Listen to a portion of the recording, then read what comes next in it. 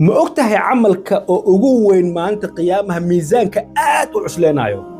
haddii aad tahay ma ogi aan ku sheego maanta camalka aad u cusleenayo maanta qiyaamaha miisaanka waxa waaye waa dibcigaaga waa akhlaaqdaada nabiga sallallahu alayhi wasallam wuxuu dhigi jiray ya allah allahumma kama ahsanta khalqi fa ahsin khuluqi ya allah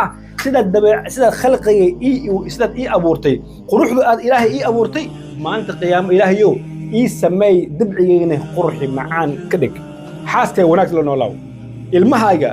hooyada aabbahaaga dariskaaga familkaaga si dabci wanaagsan ula noolaaw ha noqon qof oo in laga qayliyo noqon qof oo loo xiiso oo la jecel yahay in la fadhiisto dadkana khayrka uu kula noolaaw waxa dhahay maanta qiyaamaha miisaanka asaga cusleenaya arintan usgud walaalaha si ugu faa'iideysan insha Allah taala ajirka asal qaybsano marka adiga iyo ku ogaan insha Allah taala waa in salaamay khulqigaaga dabcigaaga wanaaji tobka dhig number 1 insha Allah taala ilaah ku xifdo insha